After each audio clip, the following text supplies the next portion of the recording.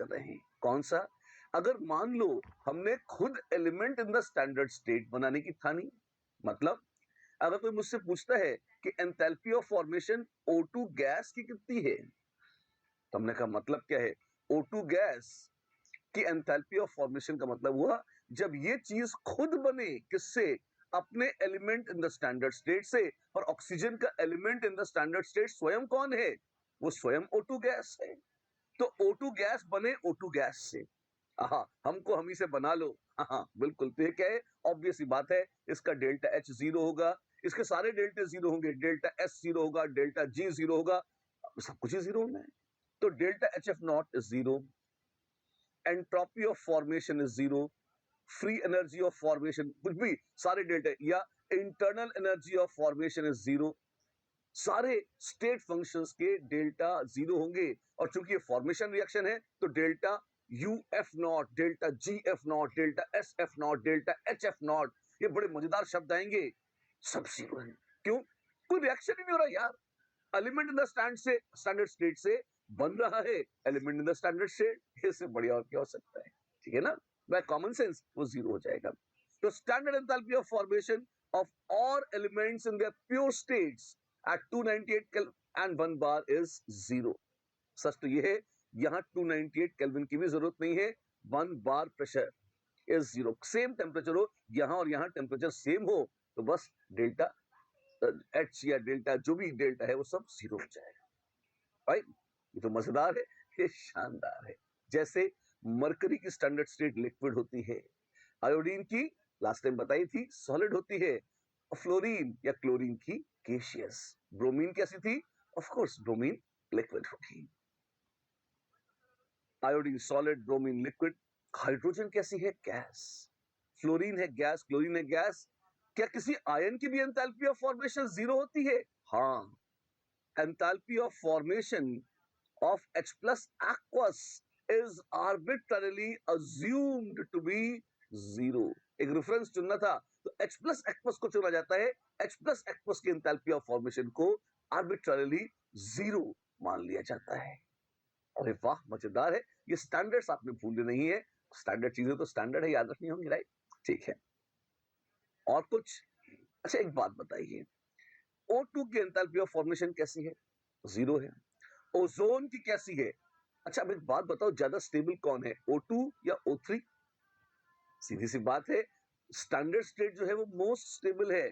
Most stable की energy कम होती है, और less stable, this is 3O2 है ना, दिस इज मोर स्टेबल, मतलब less energy, this is less stable, मतलब मोर। थर्मो में स्टेबिलिटी का मतलब एनर्जी से जोड़ के देखा जाता है। अच्छा, तो मान लो अगर मेरे पास O2 थी, और क्या किया आपने? मैंने O2 से बना ली O3। अरे बाबा, तो क्या हुआ? तो ये जो डिफरेंस है एनर्जी का, हाँ, डू यू सी कि मोर स्टेबल से लेस स्टेबल पे जा रहे हैं, सिस्टम की एनर्जी बढ़ रही है। ओ वाओ, तो ये क्या है? एक तो डेल्टा H पॉजिटिव होगा, अगर एंथैल्पी प्लॉट करिए वाई एक्सिस पे तो डेल्टा H पॉजिटिव होगा। ये एंडोथर्मिक रिएक्शन है, ये एंडोथर्मिक रिएक्शन है। कौन सा? ओजोन। अब फॉर्मेशन ऑफ ओजोन क्या होगा? जब ओजोन बने element in the standard state से, उस बेचारी का element in the standard state कौन है? O2 gas. तो मोर स्टेबल से लेस स्टेबल बन रहा है, ऑब्वियस सी बात है, एंथैल्पी ऑफ फॉर्मेशन पॉजिटिव होगा इसका, right? Rhombic sulphur most stable माना जाता है। 25 डिग्री सेल्सियस 1 एटमॉस्फेयर पे अगर आप देखें स्टेबिलिटी तो इसकी एंथैल्पी ऑफ फॉर्मेशन 0 है। लेकिन अगर मोनोक्लिनिक सल्फर देखेंगे, लेस स्टेबल है, तो उसकी एंथैल्पी ऑफ फॉर्मेशन पॉजिटिव होगी। ग्रेफाइट मोस्ट स्टेबल है, 0। डायमंड्स या फुलरीन्स लेस स्टेबल है, तो एंथैल्पी ऑफ फॉर्मेशन पॉजिटिव होगी उनकी। तो अच्छी बात है, और ये सेंसिबल बात भी है, ऐसा होना भी चाहिए, उचित है, right? The species which by definition, question दे दिया, क्वेश्चन कुछ तो करोगे, यही का क्वेश्चन है, करो। A species which by definition has 0 standard molar enthalpy of formation at 298 Kelvin is bromine gas, chlorine gas, water gas या methane gas? Well, element in the standard state है पानी या मीथेन ना, element in the standard state है bromine या chlorine, element तो है bromine और क्लोरीन, स्टैंडर्ड स्टेट ब्रोमीन की लिक्विड थी, क्लोरीन की गैस थी। अरे वाह, C sorry Bombay B is the answer, chlorine है element in the standard state, right. तो सबसे स्टेबल इलेक्ट्रोड की enthalpy, standard enthalpy of formation would be 0, क्यों? क्योंकि वही स्टैंडर्ड स्टेट है, सही सी बात है। कोई गड़बड़ नहीं होती इसमें, मैंने गड़बड़ लास्ट टाइम बताई थी आपको, मैंने क्या बताया था? व्हाइट से ज्यादा स्टेबल है रेड और रेड से ज्यादा स्टेबल है ब्लैक। आप देखिए व्हाइट, रेड और ब्लैक फास्फोरस, लेकिन इसके बावजूद दुष्ट आईपीएससी ने मान रखा है आर्बिट्ररली कि व्हाइट फास्फोरस की एंथैल्पी ऑफ फॉर्मेशन 0 है। क्यों? मान लिया सनक, बड़े लोग बड़ी बातें जो चाहे करें, अपन कौन होते रोकने वाले, ठीक है। तो उन्होंने व्हाइट फास्फोरस को ज्यादा स्टेबल मान लिया है। मैं फिर रिपीट करता हूं, आईयूपीएससी ईश्वर नहीं है, बड़े लोग होंगे, इतने बड़े भी नहीं है, वो कंपाउंड्स की स्टेबिलिटी नहीं बदल सकते, स्टेबिलिटी तो भगवान ने तय करी हुई है। हाँ, वो ये तय कर सकते हैं कि वो किसको रेफरेंस चुनेंगे, रेफरेंस उन्होंने व्हाइट फास्फोरस को कर दिया। तो अब delta H of red phosphorus ये कितना हो जाएगा? Now white is less stable से मोर स्टेबल पर आ रहे हैं, व्हाइट से रेड पर आ रहे हैं, तो अब क्या होगा? अब खुद सिस्टम की एनर्जी कम होगी, delta H will be negative, delta H negative है, एक्सोथर्मिक रिएक्शन है, enthalpy of formation of red phosphorus would be simply negative. It would not be equal to 0, it would be less than 0. अगर आपको याद हो, थोड़ी देर पहले हमने देखा था डायमंड से दूसरे जो स्टैंडर्ड स्टेट में नहीं थे, उनकी एंथैल्पी ऑफ फॉर्मेशन पॉजिटिव हुआ करती थी, क्यों? वो लेस स्टेबल थे, ये मोर स्टेबल है तो उसकी एंथैल्पी ऑफ फॉर्मेशन नेगेटिव हो जाएगी। अच्छी बात है, ध्यान देने लायक बात है, राइट। ये तो थी एंथैल्पी ऑफ फॉर्मेशन निकालने की बात, उसको डिफाइन करने की बात। इसका यूज क्या है? इसका बहुत मजेदार यूज है। क्या? हम कहते हैं अगर किसी रिएक्शन का डेल्टा एच निकालना है, ध्यान से सुनो मेरी बात, अगर किसी भी रिएक्शन का डेल्टा एच निकालना है तो बड़ा सुंदर, बड़ा शानदार मेथड है उसका। क्या मेथड है? Delta H of any reaction is delta H F not of all the products minus delta H F not of all the reactants, enthalpy of formation of all the products minus enthalpy of formation of all the reactants, ऐसे होगा। अच्छा, this is enthalpy of formation of all the products minus reactants, इस तरह से, right? ठीक है, fine. तो चलिए, अगर कोई रिएक्शन ये साफ साफ बताइए, थोड़ा और फील नहीं आ रही, मैं आपको और अच्छे से बताता हूँ इसको। मान लो अपने पास है ए प्लस बी, तीर का निशान सी प्लस डी, ये क्या है? ये रिएक्शन है। तो delta H of reaction, delta H of reaction is total enthalpy of formation of all the products. ये फॉर्मूला है, हाँ, ये नया फॉर्मूला है जो बता रहा हूं, ध्यान से सुनो। और C times enthalpy of formation of C plus D times enthalpy of formation of D, ये क्या है? Total enthalpy of formation of all the products minus A times enthalpy of formation of A plus B times enthalpy of formation of B, ये क्या है? ये है total enthalpy of formation of all the reactants, products minus reactants, ये क्या है? ये है delta H for any reaction. Done done. चलिए, एंथैल्पी ऑफ कंबशन क्या है? सुंदर है, देखिए, it is the enthalpy change, it is the enthalpy change when 1 mole of any substance, when 1 mole of any compound, जरूरी नहीं है कोई सब्सटेंस हो सकता है, एलिमेंट भी हो सकता है, when 1 mole of any substance is burnt completely in excess oxygen at a given temperature, is burnt completely in excess oxygen at a given temperature, of course under standard conditions, और standard conditions में stable form अपने आप आ जाएगी, right? मतलब जैसे glucose है हमारे पास, अरे वाह, हाँ है, जला डालो उसे तो क्या होगा? O2 से जलेगा, CO2 H2O बनेंगे। सारे ऑर्गेनिक कंपाउंड जलकर बनाते हैं CO2 और H2O, अगर फुल जला दिया जाए उन्हें तो, और अगर उसमें सिर्फ कार्बन और हाइड्रोजन हो तो। अच्छी बात है। उसकी एंथैल्पी ऑफ कंबशन दे रखी है, मान लो दे रखी है -2802 किलो जूल्स पर मोल, शानदार है। ग्रेफाइट जला रहे हैं, उसकी एंथैल्पी ऑफ कंबशन है -393.5 किलो जूल्स पर मोल। ठीक है, ये एग्जांपल्स हैं। एक मजे की बात बताऊं क्या? O2 के साथ कोई चीज रिएक्ट कर रही है तो वो जल रही है। जी हाँ। तो ये रिएक्शन जो है, ये क्या है? रिएक्शन है? नहीं, मतलब क्या ये कंबस्शन रिएक्शन है ग्रेफाइट के लिए? जी हाँ, 1 मोल ग्रेफाइट जल रहा है, ये कंबस्शन रिएक्शन है। वहीं और भी देखिए, क्या ये फॉर्मेशन रिएक्शन है CO2 के लिए? हाँ, ध्यान से देखिए, क्यों? Element in the standard state से बन रहा है। अरे! तो इसका मतलब जो है ग्रेफाइट के लिए कंबस्शन, वही है CO2 के लिए फॉर्मेशन। जी हाँ, वही है CO2 के लिए फॉर्मेशन। ठीक वैसे ही जैसे यहां पर भी कुछ कह सकते हैं, जो है ग्लूकोज के लिए कंबस्शन, नहीं कह सकते। क्यों? यहाँ दो चीजें बन रही है, ये एंथैल्पी ऑफ फॉर्मेशन नहीं है।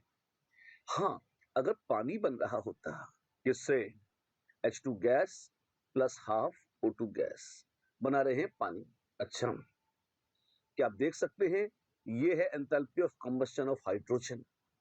और गौर से देखिए, जो है हाइड्रोजन के लिए कंबस्शन, वही है पानी के लिए फॉर्मेशन। यस, CO2 और H2O दो बड़े पॉपुलर प्रोडक्ट हैं जो सारे ऑर्गेनिक कंपाउंड को जलाकर प्राप्त होते हैं। हाँ जी।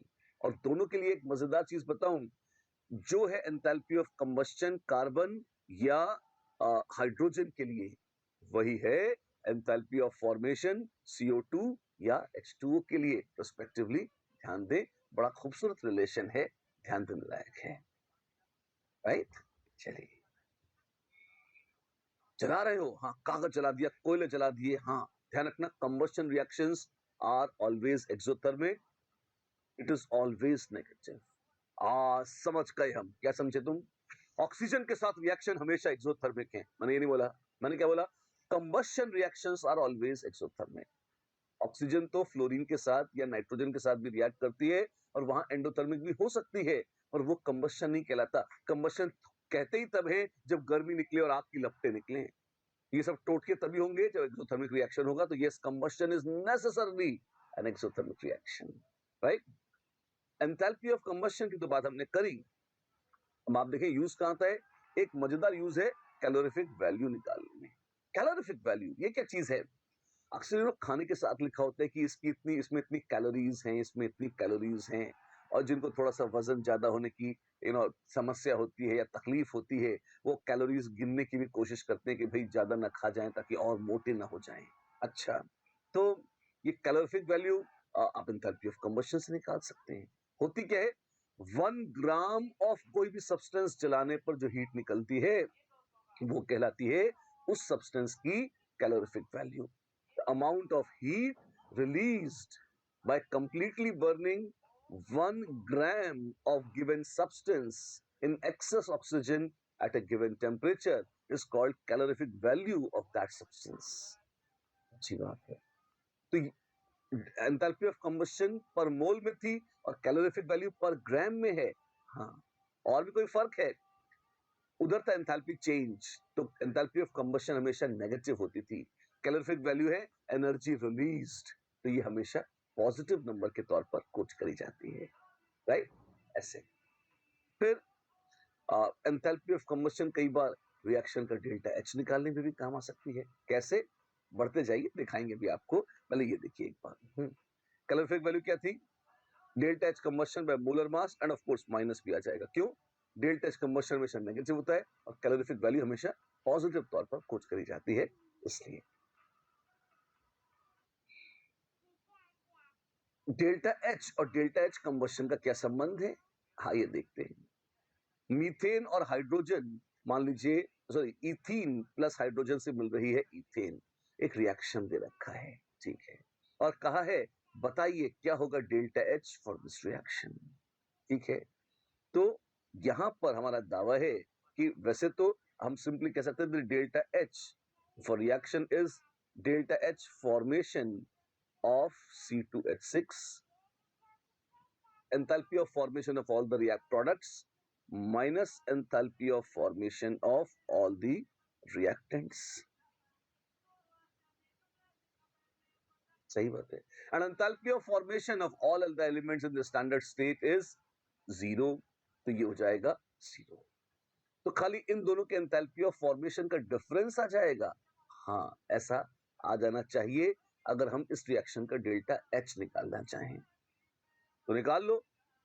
और मान लो अगर हमें कंबशन डेटा दिया हो तो दिया होगा तो वेल तो एक दूसरी अदा है, एक दूसरा तरीका है। हमारा दावा है कि हम इसको एक और तरीके से निकाल सकते हैं। कैसे? Enthalpy of combustion of any organic compound. You can also say that this is enthalpy of combustion of all the reactants. Enthalpy of combustion of all the reactants minus enthalpy of combustion of all the products. अरे ये कहां से लिख दिया? लिख दिया, नया नया अभी लिखा है। अरे कहां से आ गया जी? वही तो बताने की कोशिश कर रहा हूं, ध्यान से सुनो। प्रूफ कर देते हैं। कैसे प्रूफ करोगे? देखते जाओ यार। तीनों रिएक्शन लिखते हैं। कौन सा? कंबशन रिएक्शन लिखते हैं। देखते हैं क्या है। आप देखें,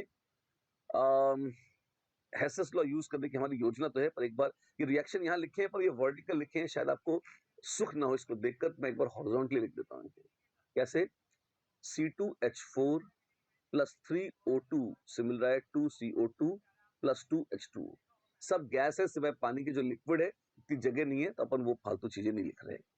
ऐसे ही H2 प्लस हाफ O2 से मिल रहा है पानी, और C2H6 प्लस 7/2 O2 से मिल रहा है 2CO2 प्लस 3H2। ये तीन रिएक्शन है। क्या आपस में इनको जोड़ घटाकर एक दूसरे के बराबर किया जा सकता है? कोशिश करते हैं, देखते हैं क्या आता है। अगर इन तीनों रिएक्शन से हम ये 1 बनाना चाहें, क्या बनाएंगे? हमें चाहिए रिएक्टेंट्स में C2H4 और हाइड्रोजन, और प्रोडक्ट्स में चाहिए C2H6। तो इसको ऐड करके इसको सब्ट्रैक्ट करते हैं। देखते हैं, 3 प्लस हाफ 3.5, 3.5 कट गया, 2 CO2 कट गए, 2 3 पानी 3 पानी, अरे क्या, और C2H4 प्लस H2 से मिल रहा है C2H6। वाह, ये तो आ गया। जी हाँ, ये क्या आ गया? Reaction 1 plus 2 minus 3। पर 1 क्या था? 1 था enthalpy of combustion of C2H4। 2 क्या था? Enthalpy of combustion of hydrogen. Minus 3 क्या था? Enthalpy of combustion of C2H6। शानदार है ये। यस, ये शानदार है। तो हमने दो चीजें देख ली। हाँ, एक, delta H of any reaction is enthalpy of combustion of all the reactants. Reactants पहले है, ध्यान दो। Enthalpy of combustion of all the reactants minus enthalpy of combustion of all the products. ये नया देखा है। और इसके पहले देखा था which is also equal to enthalpy of formation of all the products minus enthalpy of formation of all the reactants। दोनों खूबसूरत हैं, मशहूर हैं, दोनों ही काम के हैं। आगे देखते हैं कहां कहां काम आते हैं। वही चीज लिखी है, delta H combustion of all the reactants minus delta H combustion of all the products. ये तब है जब ऑर्गेनिक कंपाउंड्स इन्वॉल्व हो, उन्हें एक्चुअली जला तो सके, उनके एंथैल्पी ऑफ कंबशन हो तो सही, कोई नॉन कंबस्टिबल चीज आ जाएगी तो फिर इस फॉर्मूले का कोई मतलब नहीं रह जाएगा। ठीक है ना? चलिए क्वेश्चन कराइए, क्वेश्चन कीजिए। When 12 grams of graphite reacted with oxygen to form CO and CO2, धोखा, 1 मोल कार्बन है, 12 ग्राम मतलब 1 मोल। O2 से रिएक्ट करा और नालायक में CO और CO2 दोनों बना ली। At constant pressure 252 kilo joules of heat was released and no carbon remained। शानदार, ठीक है। कार्बन पूरा चला गया, यानी कि 1 मोल में से x मोल्स अगर बनी CO तो 1 माइनस x मोल्स बनेगी CO2। ठीक है। और दे रखा है delta H formation of CO है इतना और CO2 है इतना। कितनी ऑक्सीजन लग गई भैया बताओ? बता देते हैं, कोई बहुत मुश्किल काम नहीं है। कैसे? मैं कहूंगा 1 मोल CO अगर बनती तो रिलीज होते कितने? 252 किलो जूल्स ऑफ हीट। नहीं, क्षमा चाहता हूं, इतनी नहीं, इतनी है यहाँ पे। CO की तो 110 है, तो रिलीज होते 110.5 किलो जूल। अरे लेकिन x मोल बन रहे हैं तो 110.5 x इतने किलो जूल होंगे रिलीज। ठीक है। ऐसे ही अगर 1 मोल CO2 होती तो निकलते 1 मोल CO2 बनती तो निकलते 393.5 किलो जूल्स। 1 माइनस x मोल CO2 निकल रही है। तो कितने किलो जूल बनेंगे? बनेंगे 393.5 times 1 minus x kilo joules. इतनी हीट निकली CO से, इतनी हीट निकली CO2 से, तो टोटल कितनी हीट निकल गई? टोटल निकल गई 252 किलो जूल। जय हो। और ये तो लीनियर इक्वेशन आ गई। हाँ, सॉल्व कर ले, ये तो आसान है, ऑफ कोर्स ये आसान है। क्या आ जाएगा? ये आ जाएगा 393.5 माइनस 110.5, 0 3 9 में 8 और 1 गए 8, 283। अरे वाह, ये क्या आ गया? ये आ गया 283। तो 393.5 minus 252, this is 141. वाह, 141.5, तो 141.5 is 283x. मर जावा, x is how much? 141.5 upon 283. मुझे डबल क्यों लग रहा है? काट डालो। हा हा हा, ये तो बड़ा अच्छा हुआ। तो आधा मोल CO बनी है, आधा मोल CO बनी है और आधा मोल CO2 बनी है। ये यहां से आ गया। जय हो। तो अगर हाफ मोल CO है तो O एटम्स कितने हैं? हाफ प्लस हाफ इंटू 2, यानी 3/2 मोल O एटम्स हैं। ठीक तो लगाई गणित हमने? हाँ, बहुत अच्छा किया। नहीं, हाँ सही है, 1.5 मोल। तो मास कितना है? तो मोल्स ऑफ से O2 है तो 3/4 मोल। मास होगा 3/4 इंटू 32, विच इज 24 ग्राम्स। तो mass of oxygen consumed is 24 grams. 24 gram oxygen consume हुई है इस रिएक्शन में। खूबसूरत क्वेश्चन, देखने लायक क्वेश्चन, करने लायक क्वेश्चन, राइट? चलिए, इसी बात पे एक और हो जाए। अब ये आपको करना है ध्यान से। चलिए, एडवांस क्वेश्चन है तो और खुशियों की करके चलिए करते हैं। The standard enthalpies of formation of CO2, H2 and glucose are tang tang tang. Volumes लिखी हैं, ये टैंग टैंग टैंग, ठीक है। The standard enthalpy of combustion per gram of glucose at 25 degree celsius is. Formation दे रखी है और combustion पूछी है, तो क्या करें? आओ सबसे पहले ग्लूकोज को जला डालें। क्या है? C6H12O6 solid plus O2 6O2 gas, तीर का निशान 6CO2 gas plus 6H2O liquid. एक तो किया हमने, बहुत शानदार काम किया है ना। अब डेल्टा H0 ऑफ कंबशन ये कितना है? This is 6 times delta H formation of CO2 plus 6 times delta H formation of H2O minus delta H formation of glucose minus 6 times delta H formation of O2 element in the standard state की enthalpy of formation 0 हो जाएगी। CO2 और H2O, भैया CO2 है -300 और H2O कितना है? H2O है सॉरी, ये है -400 और ये है -300। -400 -300 और ग्लूकोज कितना है? -1300। वाओ, ये कितना हो जाएगा? 9 4 3 7 700 7 6 42, ये 4200 है और इसमें 1300 घटा दो तो कितना आ जाएगा? ये आ जाएगा 2900। अच्छा, 2900 माइनस 2900 किलो जूल पर मोल। पर मोल ध्यान दें, इतना है डेल्टा एच कंबशन। पर ये पूछा नहीं है, पूछा है standard enthalpy of combustion per gram of glucose. 1 ग्राम में क्या होगा? तो ये है -2900 किलो जूल। 1 मोल ग्लूकोज, उसका वजन जोड़िए, ग्लूकोज होगा 180 ग्राम्स। अच्छा, कितना हो जाएगा? 0 0 काट डालो। ये है -290/18। गंदगी। वैसे डिवाइड कैसे करना? ऑप्शन बहुत आसान है, ये दोनों तो है ही नहीं और माइनस मांगता है तो यही होगी, बस is the answer, that's it. Divide करने का झगड़ा भी खत्म। डन डन, शानदार। जब हीट के लेन देन की बात हो रही है ना, तो इसी से एक शब्द जुड़ा आता है, उसके भी दर्शन कर लीजिए। लोग इसे प्यार से कहते हैं कैलोरीमेट्री।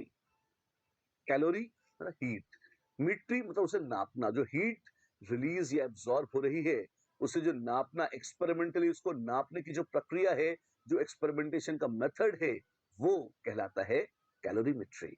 अगला शब्द जो नोट करिए, क्या ये? The study of heat transfer during physical and chemical processes.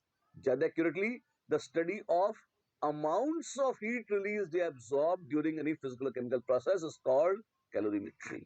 अच्छा, और जिस यंत्र में हीट के लेन देन को नापा जाता है, वो कहलाता है कैलोरीमीटर। अरे वाह, तो कोई रहस्यमय चीज है। बहुत कॉम्प्लेक्स और बड़ा मजेदार भी बना सकते हैं, और बहुत सिंपल कैलोरीमीटर भी बन जाते हैं। जैसे एक सिंपल स्टाइरोफोम कप ले ले। स्टाइरोफोम और थर्मोकोल जैसे कप जो आते हैं ना, वो स्टाइरोफोम की कप होते हैं। एक के अंदर एक दो तीन कप रख लें और उसका ढक्कन बंद कर दें, वो अपने आप में वो भी लगभग वेल इंसुलेटेड और बढ़िया कैलोरीमीटर बन सकता है। अच्छा, इतना सिंपल कैलोरीमीटर। हाँ, और अभी हम दिखाएंगे आपको बड़ा शानदार एक बॉम्ब कैलोरीमीटर, आप देखेंगे थोड़ा स्टाइलिश है, कॉम्प्लेक्स भी है। ठीक, अब एक चीज देखिए, जो नपाई होती है, जो मेजरमेंट करते हैं, ये मेजरमेंट दो कंडीशंस में होते हैं। या तो डब्बा बंद है, फिक्स्ड है और कांस्टेंट वॉल्यूम पर है, जैसा कि होता है अभी आगे आएगा बॉम्ब कैलोरी मीटर में।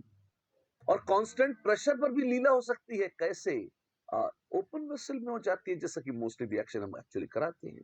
अच्छी बात है। तो बॉम्ब कैलोरीमीटर में क्या होता है? बॉम्ब कैलोरीमीटर में constant volume delta U is qv, which is constant volume. ठीक है। अगर मान लीजिए किसी गैस को जलाकर नापना है, तो खुले में तो जला नहीं सकते, क्यों? गैस भाग जाएगी नालायक, है ना? तो डब्बा बंद करके चलाते हैं। ठीक, तो कोई भी कंबस्टिबल जो ज्वलनशील पदार्थ है, उसको आप प्योर O2 के साथ एक स्टील बॉम्ब में चलाते हैं। ठीक है, जिसको एक, और हीट निकलेगी, कहीं भाग ना जाए, तो उसके आसपास पानी भर देते हैं, ताकि सारी हीट एब्सॉर्ब हो जाए किसमें? वाटर बाथ में। वाटर बाथ क्या है? जो पानी से घिरा हुआ हो। नहाता आता तो कौन है आजकल? हाँ, क्या क्या क्या क्या बोल रहे हो? मैं अपनी नहीं, आपकी बात कर रहा हूँ। चलिए, तो बॉम्ब कैलोरीमीटर, ये देखिए बड़ा स्टाइलिश है ये बॉम्ब कैलोरीमीटर। क्या है? आप देखें, थर्मोमीटर लगा रखा है टेम्परेचर नापने के लिए। ठीक है, ये बढ़िया मस्त डब्बा है जो वेल इंसुलेटेड है। राइट, अंदर पानी भरा हुआ है, देखें आप, ये पानी भरा हुआ है यहाँ पे। ठीक, अच्छा, और फिर अगर आप देखें, तो ये बॉम्ब है। ये बॉम्ब जो फूटता है, कोई फूटता उठता कुछ नहीं है। इसके अंदर ज्वलनशील पदार्थ को, जिसकी एंथैल्पी ऑफ कंबस्शन नापनी है, उसको रखते हैं। यहाँ देखिए वो सब्सटेंस रखा हुआ है, O2 भरी हुई है। और ये क्या है? इग्निशन बॉक्स क्या है? एक वायर है, यहाँ पे इलेक्ट्रिसिटी का प्रबंध है, करंट अंदर जाएगा, स्पार्किंग होगी और वो जलाएगा उस पदार्थ को। अच्छा, और ये पंखा क्यों लगा रखा है? स्टरर है, ताकि पानी को इधर उधर घुमाता रहे, ताकि सब जगह टेम्परेचर बराबर हो जाए। और जैसे ऐसा ना हो कि उसके आसपास गर्म पानी इकट्ठा हो जाए, ठंडा नो बाहर रह जाए, इसलिए वो हलचल होती रहे, इसके लिए एक स्टरर भी लगा रखा है। अच्छी बात है। ठीक, तो आप ये देखिए, इस तरह का अरेंजमेंट है। जो खास बात देखने लायक है वो ये बॉम्ब कैलोरीमीटर, इसका नाम है बॉम्ब कैलोरीमीटर। क्वेश्चंस में जब भी आता है, उसका एक ही मतलब होता है, कांस्टेंट वॉल्यूम। तो जब भी आप क्वेश्चंस में देखें बॉम्ब कैलोरीमीटर को, आपको तुरंत फील आ जानी चाहिए, इसका वॉल्यूम कांस्टेंट है। अच्छा, and heat evolve during the reaction. जो भी हीट निकलती है रिएक्शन, देखिए रिएक्शन हो रहा है, जो हीट निकलती है वो पानी में एब्सॉर्ब हो जाती है, और देखिए उससे टेम्परेचर बढ़ता है। अच्छा, और ये टेम्परेचर जो बढ़ता हुआ टेम्परेचर, ध्यान से देखिए, बढ़ रहा है नालायक, इसे हम नाप लेते हैं। अच्छा, और इससे क्या होता है? हम डेल्टा टी निकाल लेते हैं कि भाई टेम्परेचर राइज कितना हुआ। और Q क्या होता है? Q is m into S into delta T, mass और स्पेसिफिक हीट या हीट कैपेसिटी ऑफ कैलोरीमीटर, अगर आपको पता है, which is you know CT delta T. ऐसे CT is total heat capacity of calorimeter, अगर आपको पता है, उसको डेल्टा टी से मल्टीप्लाई कर देंगे, आपको निकल जाएगा कितनी हीट रिलीज हुई है। हीट रिलीज नाप लिया आपने, यही तो लक्ष्य था किसका? कैलोरीमीटर का। बस, राइट, इस तरह से आप देखिए।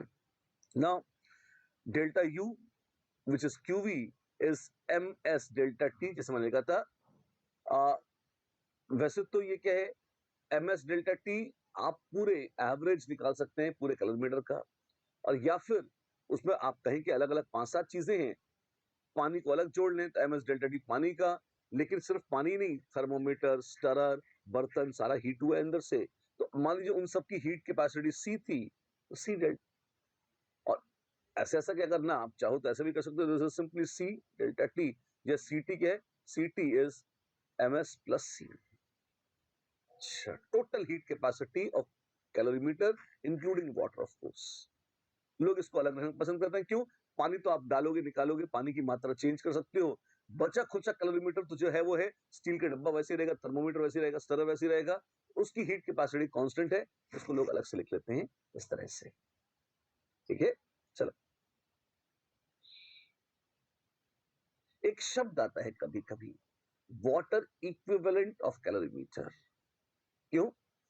अगर आप मार्केट से कोई कैलोरीमीटर खरीदें तो उस पर अक्सर वाटर इक्विवेलेंट लिखा होता है, मतलब समझते हैं इसका?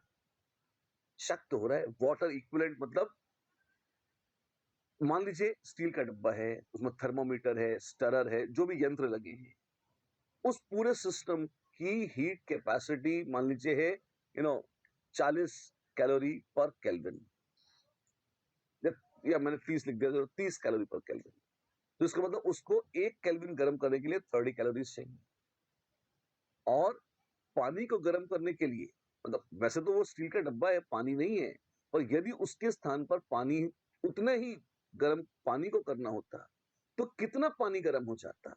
सेम डेल्टा टी होता, तो मतलब कितने पानी की mass of water which is equal to the heat capacity, या which has heat capacity equal to the heat capacity of the बचा खुचा कैलोरीमीटर। कंफ्यूज कर दिया आपने? दोबारा सुन लो। एक कैलोरीमीटर है, हाँ, उसकी कुछ हीट कैपेसिटी है, हमने कहा सी, पानी छोड़कर अकेले कैलोरीमीटर की, विदाउट वाटर कैलोरीमीटर की हीट कैपेसिटी है सी, यूनिट्स होंगी कैलोरी पर केल्विन, इसका मतलब 1 केल्विन गर्म करने के लिए इसको सी कैलोरीज की आवश्यकता पड़ती है। ठीक है, तो मास ऑफ वाटर कितना होगा जिसकी हीट कैपेसिटी इसी हीट कैपेसिटी ऑफ कैलोरीमीटर के बराबर हो? तो ms बराबर c, इस तरह से मास ऑफ वाटर जिसकी हीट कैपेसिटी कितनी होगी, heat capacity is mass into specific heat, और वो बराबर है किसके, कैलोरीमीटर के, तो then this mass of water is called water equivalent. Mass of water is called water equivalent of calorimeter, कि मतलब हमने उसमें मान लो 100 ग्राम पानी तो मिलाया वाटर बाथ के लिए, और हमें पता है water equivalent of calorimeter is 500 ग्राम, तो इसका मतलब 500 ग्राम पानी प्लस 100 ग्राम, टोटल 600 ग्राम पानी, तो this into specific heat of water into delta T, ms delta T कर दूंगा तो टोटल हीट रिलीज आ जाएगी। एक छोटा सा पॉइंट है, अगर आप देखो तो not a big deal, but लोग कभी कभी यूज करना पसंद करते हैं, ये शब्द आ जाता है कौन सा, water equivalent of calorimeter. Lastly फिर से तीसरी बार रिपीट कर रहा हूं, क्या है ये, अगर कैलोरीमीटर का स्टील वगैरह डब्बा है, उस डब्बे को हटाकर उसके स्थान पर पानी ले लिया जाए, तो जितनी हीट कैपेसिटी डब्बे की है उतनी ही हीट कैपेसिटी कितने पानी की होगी, mass of that water is called water equivalent of calorimeter. ठीक, एक क्वेश्चन करें तो आप फील आएगी आप, in a constant volume calorimeter, 3.5 grams of a gas, ठीक है, विद मोलर मास 28, जैसे carbon monoxide, was burnt in excess oxygen, बड़ी खुशी हुई। Temperature of calorimeter was found to increase from फलाना टू ढिमकाना, और ये डेल्टा टी दे रखा है कितना, 0.45 kelvin, due to the combustion process. ठीक है, given that heat capacity of calorimeter is so much, C is 2.5 kilojoules per Kelvin, and the numerical value of ये CT दे रखा है, and the numerical value for enthalpy of combustion is delta H combustion पूछी है। अब यहां पर आपको क्या मिलेगी, QV, QV is CT delta T, which is 2.5 kilojoules per Kelvin into 0.45 Kelvin, is 2.5 into 0.45 kilojoules। ये क्या है, ये है heat released at constant volume, which is also equal to delta E। ये है heat released at constant volume, which is also equal to delta ई, ठीक है। तो QV बराबर आ गया किसके, डेल्टा ई के। हम इसमें बड़े खुश हैं। QV बराबर डेल्टा ई या डेल्टा यू, आप लोग यू भी कहते हैं, इसे यू ही कह देते हैं। ये 3.5 ग्राम गैस है। कितने मोल्स हैं गैस के, आप कहेंगे 3.5 अपॉन 28। इतने मोल गैस अगर जलती है कांस्टेंट वॉल्यूम पे तो हीट निकालती है। इसको मल्टीप्लाई कर लीजिए, 2.5 इंटू 0.45 किलो जूल्स। तो एक मोल रिएक्ट करेगी हाई तो हीट निकलेगी कितनी, 2.5 into 0.45 divided by 3.5 in 28 kilo joules. ये क्या आ गई, ये आ गई डेल्टा यू की मैग्नीट्यूड। और डेल्टा एच कहां से लाऊंगा, डेल्टा एच बराबर delta U plus delta N gas R T, ऐसा आएगा, यहां से निकलेगी। तो numerical value for enthalpy of combustion of gas in kilojoules per mole. Now 28 बस, अब डेल्टा एन गैस के लिए रिएक्शन चाहिए, रिएक्शन तो नहीं रखा, तो क्या करेंगे अब यहाँ पर बेशर्मी से मानना पड़ेगा। देखो 28 मोलर मास की बहुत सारी ऐसी गैसें नहीं हैं जो वास्तव में चलती हैं। एक तो 28 मोलर मास आपको मिलेगा किसका, आपको मिलेगा N2 का, ठीक है। और 28 मोलर मास किसका मिल जाएगा, CO का। कार्बन C2H4 ये भी 28 है, हाँ ये भी 28 है। ये दो तीन गैसें हैं जो बाकायदा जलाई जा सकती हैं, है ना। वैसे ढूंढेंगे तो बोरेन में भी ढूंढेंगे तो मिल जाएगा, और बढ़िया राउंड फिगर में 28 मोलर मास मुश्किल से आएगा औरों का, ठीक है।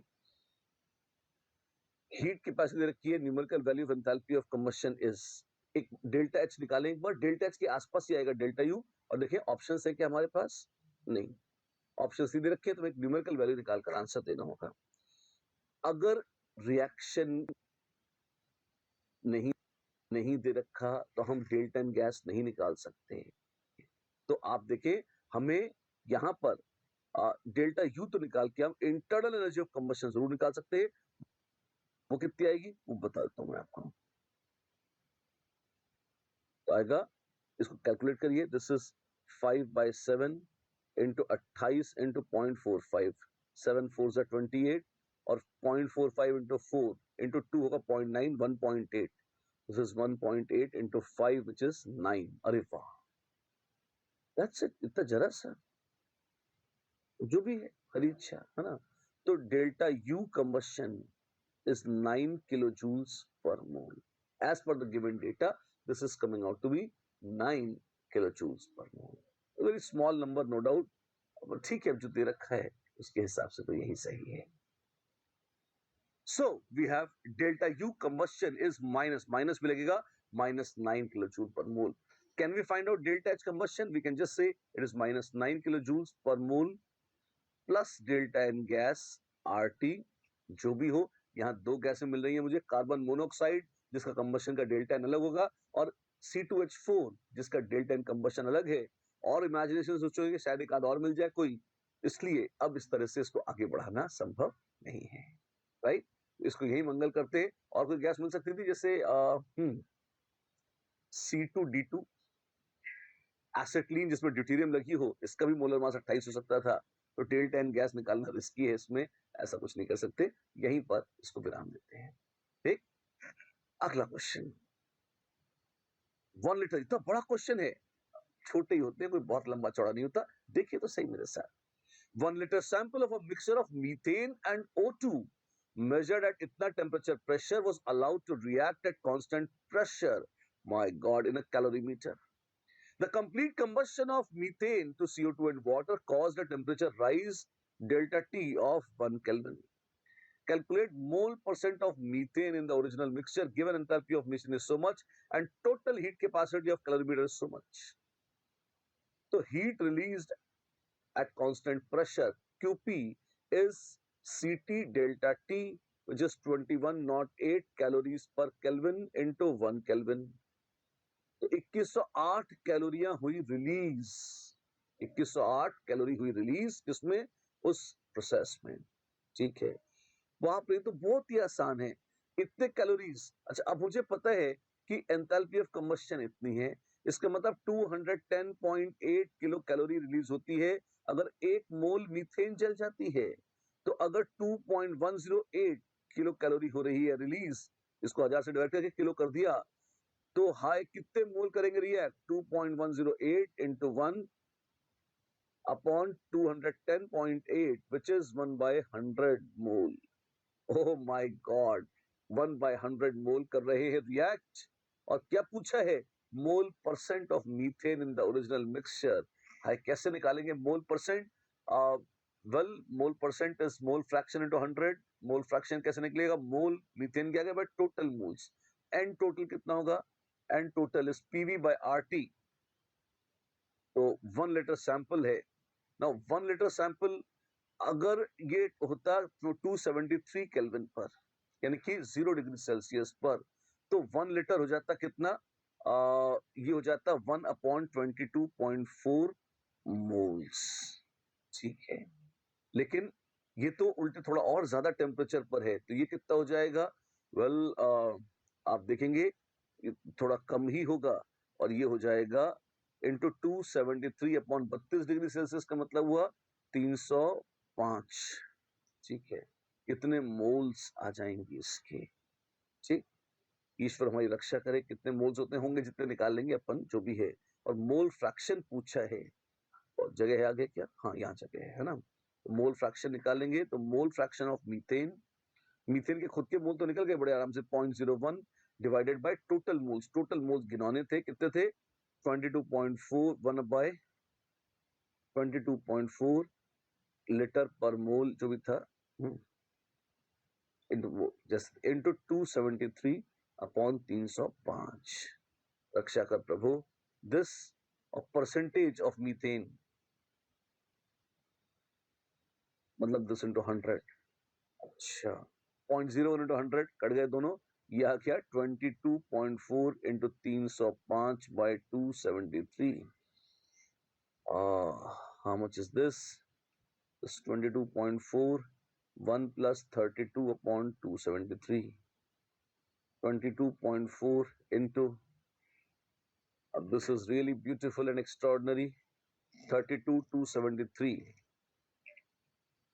How much is that? This is 27.3 plus 28, 4.7 by 273, which is 0.1 plus 4.7/273, लगभग। तो 1.1 plus 4.7/273. Now 27, this into 2, this is 546। ठीक है, और 2 डेसिमल लगा दो तो 0.546, उससे भी कम। तो 0.02 से थोड़ा सा कम, 0.01 कुछ अप्रोक्सीमेट करके 0.02 पकड़ लो यार, कौन माता फोड़ी करे इतनी। तो लगभग ये इतना आ जाएगा। ठीक है, हल्का सा कम होगा वैसे इससे, 1.12। क्या करेंगे? मल्टीप्लाई कर दो मजे से, कितना आ जाएगा? 22.4 में थोड़ा सा ज्यादा, तो 24, लगभग 25 लीटर के आसपास आ जाएगा, या 25% के आसपास आ जाएगा, क्लोज टू 25%। इतना किसी की और श्रद्धा हो तो मल्टीप्लाई करके और अच्छे से देख सकते हैं। हाँ, so much so for very interesting calculations. हमने एंथैल्पी ऑफ कंबशन की बहुत ढेर सारी बात करी है। ये क्या है? Phase transition. जी हाँ, सॉलिड से लिक्विड, लिक्विड से गैस, सॉलिड से लिक्विड का मतलब फ्यूजन। तो enthalpy of fusion, enthalpy of freezing, enthalpy of evaporation या enthalpy of condensation, enthalpy of sublimation या एंथैल्पी ऑफ डिपोजिशन। ऐसी 6 एंथैल्पियां आ सकती हैं: फ्यूजन, वेपराइजेशन, सब्लिमेशन। ये तीनों एंडोथर्मिक है, ये सारे डेल्टा एच पॉजिटिव है। इनके उल्टे के सारे के डेल्टा एच ऑब्वियसली नेगेटिव होंगे। ठीक है, क्या है fusion? Enthalpy change when 1 mole of a solid is completely converted into liquid state at its melting point at a given pressure, of course, is called enthalpy of fusion. हमेशा positive है? हाँ जी, बिल्कुल endothermic है। ऐसे ही evaporation या vaporisation और condensation होगा। Boiling point पर लिक्विड से गैस बने तो एंथैल्पी ऑफ वेपराइजेशन कब? 1 मोल लिक्विड का, और वही 1 मोल सॉलिड अगर सब्लिमेशन पॉइंट पर सॉलिड से गैस बन जाए कांस्टेंट टेम्परेचर पर, तो हम कहेंगे वो डेल्टा एच होगा, एंथैल्पी ऑफ सब्लिमेशन। राइट? ऐसे देखिए, बड़ी बातें नहीं है, सिंपल स्टूपिड बातें। क्वेश्चन दे दिया, करो। NO2 को जला रहे हैं, ऑक्सीडाइज कर रहे हैं, NO10 2O5 बना रहे हैं, डेल्टा H दे रखा है। If N2O5 solid is formed instead of gas, delta H reaction will be क्या होगा? एक तो ये है और दूसरा है 2N2O5 gas giving you 2N2O5 solid। जोड़ दीजिए, ये है डेल्टा H2, तो ओवरऑल क्या हो जाएगा? ये कट जाएगा और आ जाएगा 4 times NO2 gas plus O2 gas giving me 2 times N2O5 solid। वहां delta H is minus 111 kilojoule plus delta H2, जहां डेल्टा H2 क्या है? गैस से solid, opposite of enthalpy of sublimation, enthalpy of deposition of N2O5, इसकी बात हो रही है। ठीक है, और बोला है सब्लिमेशन है 54। अच्छा, तो उल्टा दिस इज -54 इंटू 2, क्यों? 2 मोल हैं किलो जूल्स, तो दिस इज -108। अरे वाह, तो ये जाएगा -219, -219 kilo joules per mole, -219 kilo joules per moles. Right, शानदार है ये। एंथैल्पी ऑफ ट्रांजिशन, ये सारी चीजें, फेज चेंज भी ट्रांजिशन ही है, मतलब सॉलिड से लिक्विड फेज चेंज होता है, केमिकल रिएक्शन ही फेज चेंज हो रहा है, सॉलिड से लिक्विड, लिक्विड से गैस, ये सब ट्रांजिशन में आते हैं। एक और शब्द आता है, अगर एलोट्रोपिक फॉर्म चेंज हो जाए, मतलब ग्रेफाइट से डायमंड्स बन जाए, डायमंड से ग्रेफाइट, रेड से व्हाइट फास्फोरस बन जाए, व्हाइट फास्फोरस से रेड, मोनोक्लिनिक से रोम्बिक, रोम्बिक से मोनोक्लिनिक, वो डेल्टा H कहलाएगी एंथैल्पी ऑफ ट्रांजिशन। अच्छा, जैसे जैसे आप देखिए, enthalpy of transition from graphite to diamond is मात्र 1.9 किलो जूल्स पर मोल, बहुत जरा सी है, अंतर बहुत नहीं होता। अच्छा, एक प्याला चाय बनाने में ज्यादा एनर्जी निकल जाती है? जी हाँ, आप उसमें हीरे बना सकते थे अगर आपके पास टेक्निक होती तो। आप देखें, ऐसे एक शब्द आता है एंथैल्पी ऑफ एटमाइजेशन।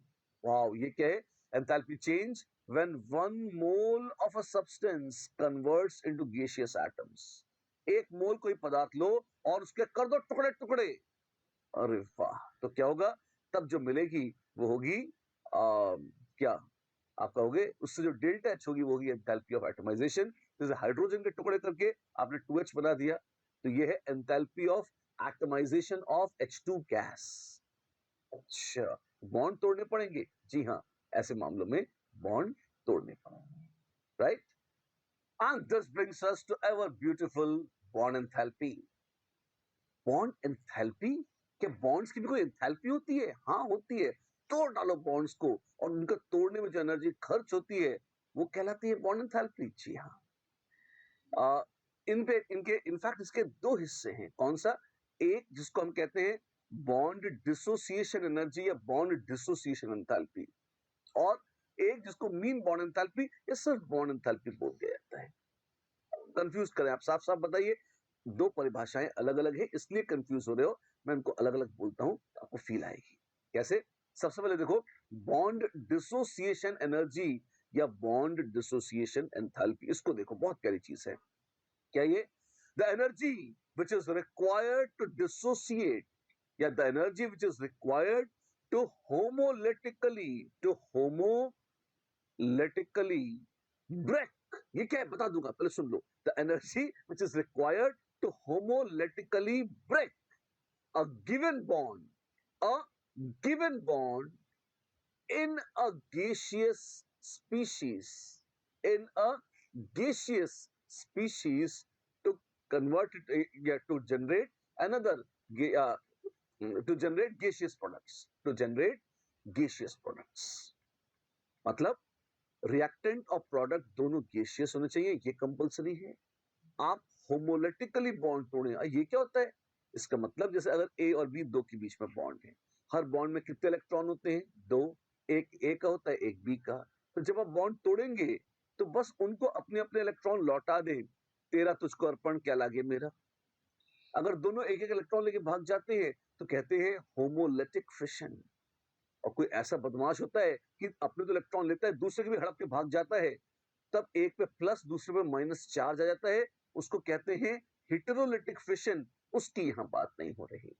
अच्छा, तो होमोलिसिस या होमोलिटिक फिशन है अगर होमोलिटिकली तोड़ना हो कोई बॉन्ड, गैसियस स्पीशीज में और गैसियस प्रोडक्ट्स बनाने हो, तब जो डेल्टा एच इन्वॉल्व होगा वो कहलाएगा bond dissociation energy.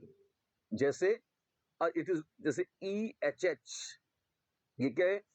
This is bond dissociation energy of HH। Hydrogen की HH बॉन्ड तोड़ रहे हैं तो this is the bond dissociation energy of HH। ठीक है, एक बड़ा क्लासिक एग्जांपल है, मीथेन लेते हैं। मान लीजिए आप ऐसा करना चाहें कि मीथेन के बॉन्ड्स तोड़ रहे हैं एक करके, तो CH4 कड़क एक बॉन्ड तोड़ा, CH3+H। अगर एक्सपेरिमेंटली नापेंगे तो आप पाएंगे उसकी बॉन्ड डिसोसिएशन एनर्जी है 420 से भी 7 कदम आगे 427 किलो जूल्स पर मोल। अच्छा, फिर क्या होगा? अगर आप अगला बॉन्ड तोड़ेंगे, पता है क्या होगा? अब 439 किलो जूल पर मोल लग जाएंगे। अच्छा, ऐसी बात है ना, ऐसा ही है। फिर क्यों ऐसा क्यों गया? ये तो हाइब्रिडाइजेशन मान लीजिए, कुछ भी मान लीजिए कि भाई पहले sp3 था, अब sp2 हो गया होगा, तो बॉन्ड थोड़े से स्ट्रांग हुए, तोड़ना मुश्किल हो गया। अब CH2 बचा, उसको फर्दर तोड़ के CH बना रहे हैं, 452 किलो जूल पर, और ज्यादा लग रही है। क्यों? अभी sp हो गया तो तोड़ने में और खर्चा लग रहा है, बुरा लग रहा है। ठीक है, फिर उसके बाद अब तोड़ रहे हैं तो पता नहीं भगवान ही मालिक है, लेकिन हाँ, अब जो CH की तो बैंड बची पड़ी है, और बहुत सस्ते में बॉन्ड टूट जाएगा, अगला लगेगा ले जा यार, है ना, 3 के साथ एक फ्री, है ना, जो भी है। And you find much laser energy is required. आप देखो, अलग अलग first CH bond in methane की एनर्जी अलग है, second CH bond in methane अलग है, third CH bond in methane अलग है, और fourth CH bond in methane अलग है। ये अलग अलग 4 वैल्यूज हैं bond dissociation energies of CH bond in methane. ब्रह्मांड में बहुत सारे CH बॉन्ड होंगे, उनकी कोई बात नहीं हो रही, सिर्फ मीथेन के CH बॉन्ड्स, और वो भी हमने कहा एक नहीं 4 तरह के हैं, फर्स्ट सेकंड थर्ड फोर्थ, चारों की अलग अलग बॉन्ड डिसोसिएशन एनर्जीज ये हैं। ठीक है, तो ये बहुत एक्यूरेट है क्योंकि एक्सपेरिमेंटली नाप सकते हैं। बुरा क्या है? ये सिर्फ यही काम आएंगे और ये कहीं काम नहीं आ सकते। ठीक है, आपने एक काम कर, एवरेज ले ले। क्या क्या हमने जोड़ा और डिवाइड बाय 4 कर दिया बेशर्मी से, क्या आया? इतना आ गया, 416 किलो जूल पर मोल। मैंने कहा ले, सस्ते का माल सस्ते में। बॉन्ड एंथैल्पी, और क्या बोला?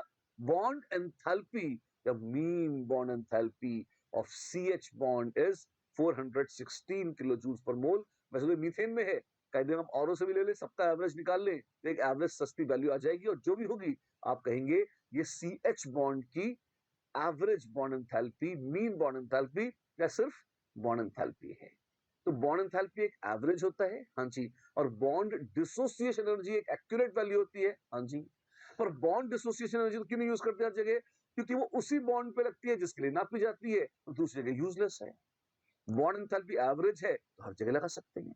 अच्छा, पर एवरेज है तो एक्यूरेट तो नहीं होगी ना, एक्यूरेट तो नहीं है, तो उससे क्या होगा? एक अप्रोक्सीमेट वैल्यू आएगी, कुछ आ जाएगा, पर वो एक्यूरेट नहीं होगा, ध्यान रखिएगा। ठीक है, कोई यूज है इसका? भारी यूज है। इसको यूज करते हुए डेल्टा एच ऑफ रिएक्शन निकाल सकते हैं। वाह, ऐसी बात है? हाँ, कैसे? आप देखो, जैसे मान लो C2H4 प्लस HCl से C2H5Cl बना रहे हैं, क्या करेंगे? हम कहेंगे रिएक्टेंट के सारे बॉन्ड तोड़ डालो, अक्कड़ बक्कड़ पंबे पो, 4 CH बॉन्ड, ECH तोड़ डाले, कितने? 4 4। ये बाकी है, इसको भी हड्डियां तोड़ डालो, plus EC double bond C. अच्छा, डबल बॉन्ड एक झटके में पूरा टूटेगा, ऐसा नहीं कि आधा एक बॉन्ड छोड़ के एक छोड़ दो, ऐसा नहीं है, दोनों टूटेंगे। HCl भी तोड़ डालो, प्लस EHCl, इसको तोड़ा तो मेरे पास 1 2 3 4 5 H आ गए, 2 C और 1 Cl आ गया। जैसे छोटे बच्चे ब्लॉक्स जोड़ जोड़ के नया बनाते हैं, आप इन्हें जोड़ लो, क्या बना? 1 2 3 4 5, 5 CH बॉन्ड बने। माइनस क्यों लगाया भाई? रिलीज हो रही है यार, आराम से, टेंशन मतलब, है ना। और माइनस CC क्यों? एक CC बॉन्ड बनाया। माइनस ECCl क्यों? एक CCl बॉन्ड बनाया। जो जोड़े सो रिलीज, जो तोड़ा सो एब्सॉर्ब। ये तो बहुत आसान है। मैंने कब कहा मुश्किल है? ये क्या आ गया? ये आ गया delta H of reaction. Wow, this is beautiful, this is beautiful, this is simple, no doubt about that. अगर इसको देखेंगे तो this is EC double bond C plus EHCl minus single bond C minus CCl और minus ECH ऐसा आ जाएगा, right. Values दी होंगी, 5 यहाँ item है, 1 यहाँ, 6 में से 5 वैल्यूज दी होंगी, सब्स्टिट्यूट करिए, छठी आ जाएगी। ऐसे ही क्वेश्चन आते हैं किसके, बॉन्ड एंथैल्पी के। इससे डेल्टा एच निकालते हैं, जी हाँ, इससे डेल्टा एच निकालते हैं। इसी बॉन्ड एंथैल्पी के दूसरे एस्पेक्ट्स को भी और एक्सप्लोर करेंगे, लेकिन आज की मुलाकात हमें यहाँ रोकनी पड़ेगी। आज बहुत सारी बातें हुई, हमने एंथैल्पी ऑफ फॉर्मेशन सीखी, उससे डेल्टा एच रिएक्शन निकालना सीखा, एंथैल्पी ऑफ कंबशन सीखी, उससे भी डेल्टा एच रिएक्शन निकालना सीखा, एंथैल्पी ऑफ ढेर सारे ट्रांजिशंस की बात करी है, बॉन्ड डिसोसिएशन एनर्जी और बॉन्ड एंथैल्पी की भी बात कर ली है हमने। अगली बार जब मुलाकात होगी थोड़ी और प्रैक्टिस करेंगे इनकी, अच्छा। और फिर बहुत सारे कुछ और है, बॉर्न हेबर साइकिल है, रेजोनेंस एनर्जी है, बहुत कुछ बोलेंगे और जीत लेंगे जहां। लेकिन तब तक के लिए आपको प्रैक्टिस करनी है, आपको असाइनमेंट करने हैं, मत भूलिएगा ये सब करना। चलिए मिलते हैं अगली बार, तब तक के लिए नमस्कार।